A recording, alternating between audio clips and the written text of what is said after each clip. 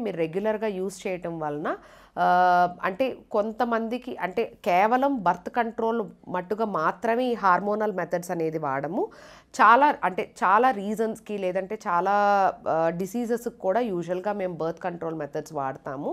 So, ముఖ్యంగా ఏంటంటే PMS problem ఉన్నా, లేదంటే హెవీ బ్లీడింగ్ లాంటివి ఏమన్నా ఉన్నా, కొన్ని సార్లు ఫైబ్రాయిడ్స్ ఉన్నా, ఎండోమెట్రియోసిస్ ఉన్నా, సో ఇలాంటి కండిషన్స్‌లో కూడా బర్త్ కంట్రోల్ పిల్స్ అనేది మనం వాడొచ్చు. కేవలం బర్త్ కంట్రోల్ పిల్స్ వాడిన వాళ్ళందరికీ కూడా అది అంటే కాంట్రసెప్షన్‌కి మాత్రమనే కాదు, వేరే ఇతర రీజన్స్‌కి కూడా బర్త్ కంట్రోల్ పిల్స్ అనేది వాడుతూ ఉంటారు.